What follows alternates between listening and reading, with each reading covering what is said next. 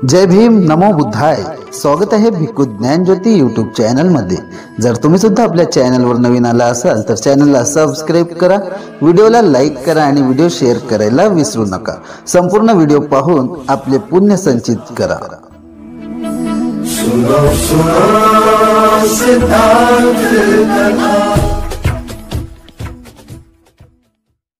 ठीक आहे.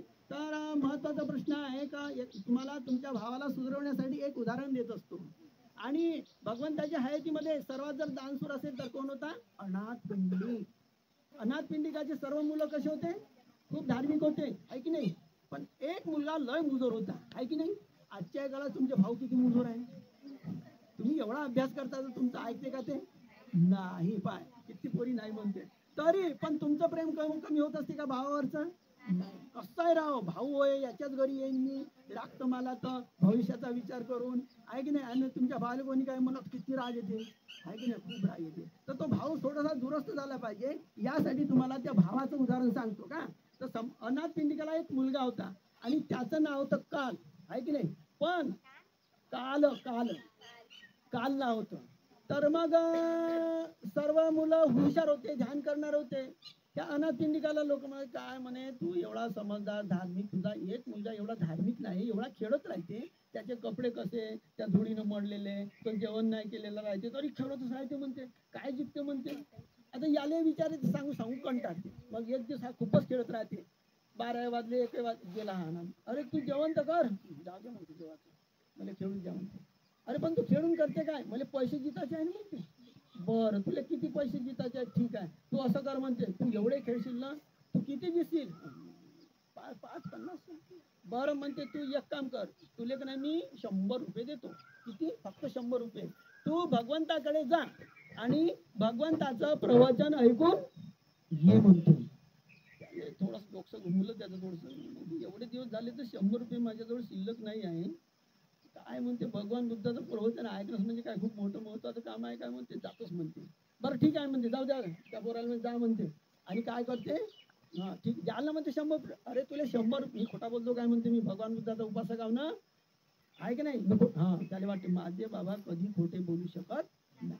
100 रुपयात आता तो, अरे तुम्ही जाणार आहे ना भगवान बुद्धाकडे, मला बोलावता बरं. हो हो. अरे तुले नाही बोलवीन काय, एवढा श्रीमंताचा मुलगा, ठीक आहे, हा अमक्या वेळेस येतो का. मग का नाही, तो काय करते, दुसऱ्या दिवशी ते लोक चाल म्हणते, काल हा जाते.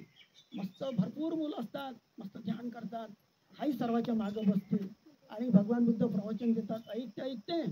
आणि भगवान बुद्ध काय म्हणतात, भवतु सब मंगल. हा एवढी उडी मारते आणि सर्वांच्या अगोदर द्या म्हणते माझे 100 रुपये. अरे काय झालं, ऐकून आलो म्हणजे प्रवचन, कोण साक्षी आहे? ते घराजवळचे लोक. विचारा ना म्हणजे त्यांना बरोबर थोडा 1 मिनिट तर शांत हो. बरं तुला 100 रुपये पाहिजे ना? हो, तुम्ही जेवढे म्हणले तेवढे तर द्या. बरं थांब म्हणते, तू ऐकलं प्रवचन? किती प्रवचन ऐकलं म्हणते मी, विचारा. बरं ठीक आहे, फक्त मला काही ऐकलं तेवढं एक तर शब्द सांग म्हणते. काय ते बोलतो तसं तुमचं नाही झालं पाहिजे, आहे की नाही? घरी जाल, तुमचे आई वडील विचार, तुम्ही वरतं पाहाल. वरतं कोण पाहत असते माहिती आहे ना? मेलेला माणूस पाहत. तुम्ही आता इथं जिवंत होऊन राहता का नाही, आहे की नाही? म्हणून तुमच्या जीवनामध्ये एवढं तरी सांगा का, मी संकल्प केला आहे सकाळ संध्याकाळ ध्यान करायचा. मग आई वडील लक्ष ठेवते. मग तुम्हाला म्हणते तुम्ही तर केलंच नाही, आहे की नाही? म्हणून आई वडिलांनी ते महत्वाची गोष्ट सांग, काय शिकलो ते नंतर सांगायचं, पण मी सकाळ संध्याकाळ ध्यान करणार आहोत हे आई वडिलांना सांगायचं. ते 15 मिनिट 10 मिनिट जेवढं म्हणाल तेवढं. आता ठीक झालं, थांब म्हणते, वरतं पाहू नको, तुला 100 रुपये काय, तू उद्या एक शब्द ऐकून येशील ना, तुला 1000 रुपये देतो म्हणते. म्हणजे किती मत. अरे झाले वाटते, काय माझे बाबा आहे, मी तर अजूनही अनुभवलं नाही. 1000 रुपये म्हणजे एवढं आयुष्य जर मी खेळीन तरी माझ्याजवळ काही गोळा होऊ शकत. तो म्हणते बस म्हणते, उद्या मी एक शब्द तर लक्षातच ठेवीन. अरे मोठ्या जिद्दीने म्हणते, मला बोलायला म्हणते तुम्ही, हो हो ये ना का म्हणते तू. मग दुसऱ्या दिवशी स्वतःच काय लय पोरायला गोळा करते. हा त्याला म्हणते म्हणजे 1000 रुपये भेटणार आहे ना, मस्त आपण मस्त जमू म्हणते. मग पार्टी घेतली. हा पोरायला वाटते याले 1000 रुपये याले काय पोचू द्यायची, आहे की नाही? एकट्याने याची दिल्याबरोबर यायला नाही, असं कुठं तरी मस्त गोळ्या भिशी काहीतरी खायला हे चांगले जाते, बसते मस्त. आता भगवान बुद्ध आमच्यासारखे होते का? मी प्रवचन कशासाठी देतो, म्हणजे असं वाटते मोठ्या मोठ्या लोकांच्या पोरी आहे, मस्त दान करतील, आहे की नाही? पण भगवान नाही बा, आई वडिलांना पैसे दिले आणि तुम्हाला दान द्यासाठी त्या लपून नेणार नाही घरी वापस, म्हणून मी प्रवचन देतो. खरं असं माझा असं. पण भगवान बुद्धाच्या काळातले असे भित्री नव्हते माझ्यासारखे खोटे खाटे, आणि बुद्ध तर बुद्धच होते. बुद्ध हे पाहत आपल्या अंतर्मनानं दिव्य चक्षुनं एवढ्या साऱ्या मुलामध्ये आज माझा धम्म कोण अनुभवेल, कोणाला परम शांती, कोणाला परम सुख मिळेल, भगवंतानी पाहिलं. भगवंताला ज्ञान होतं. अतीत अनागत पचुपन्न कम विपाके यानं बुद्ध यानं, त्यालाच बुद्ध म्हणते, नाही तर सर्व भूतच राहायचे. त्यांना समजते तुमच्या मनात काय आहे, तुम्ही कोणते कर्म करणार, तुम्ही कसं ध्यान करणार. भगवंतानी सर्वावर नजर फिरवली आणि तो जो बसलेला होता कोणत्या कांट्यात काल नावाचा, आज म्हणते यानं अनेक जन्म एवढ्या पुण्य पारमिता केलेल्या आहे, दाय घड याची भरलेला आहे लबालब. आता याचं चित्त हळूहळू म्हणजे कसं पॉवरफुल करायचं, बस ओळखलं. ओळखल्यावर भगवंतानी ठरवलं.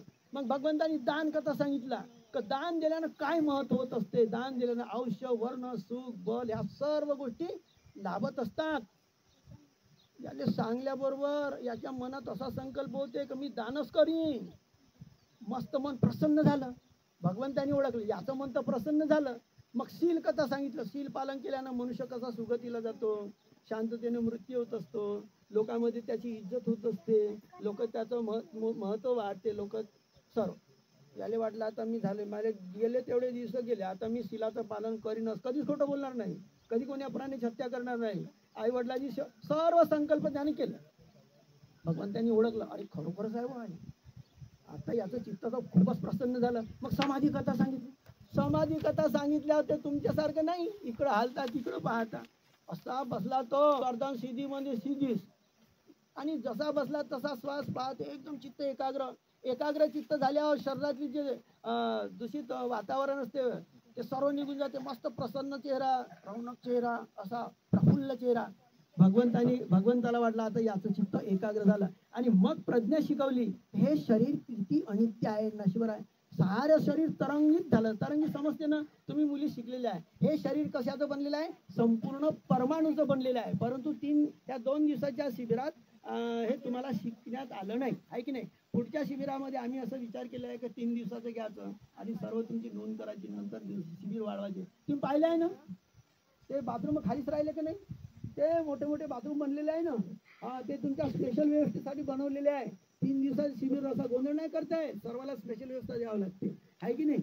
हॉलमध्ये एसी होती की नाही एसी, अरे एसी म्हणजे शुद्ध एसी होती, तुमच्या बाबाच्या घरी नाही आहे ते आता तुम्हाला समजलं नसल, ते डबकी कुल्लर तेवढ्याच पैशाचं आहे, ते शुद्ध हवा असते. एसीची कशी दूषित हवा असते, हे हवा शुद्ध केल्या जाते, ते पाण्यातून शुद्ध हवा निघत असते. तुम्ही बिमार नाही पडल्या पाहिजे, तुम्हाला सुस्ती आली पाहिजे. तुम्ही बसल्या अर्धा पाऊण घंटा ते कूलर लावलं, कशी सुस्ती येऊन जात होती, आहे की नाही, मस्त थंड वाटत होतं. तर म्हणून ते एसीपेक्षा चांगला हाल आहे.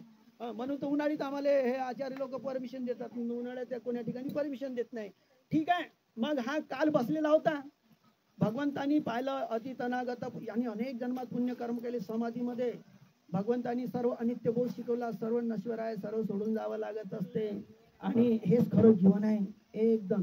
मग भगवंतानी आनापाना सती असा परिपूर्णा स्वभाविता अनुभुभेन परिचित्ता तथा बुद्धेन देशिता सो इमंग लोकं पवासिती आभामुत्तो चंद्रिमा. भगवंताने हे उदाहरण दिलं की जो आनापान सतीचा अभ्यास करतो, तो ढगापासून मुक्त झालेला चंद्र जसा स्वतःबरोबर संपूर्ण पृथ्वीला प्रकाशित करत असतो, तसाच हा जो अभ्यास करतो, तो लहानसा मुलगा का असेना, तो स्वतःबरोबर संपूर्ण समाजाला एक प्रकाशाकडे घेऊन जात असतो.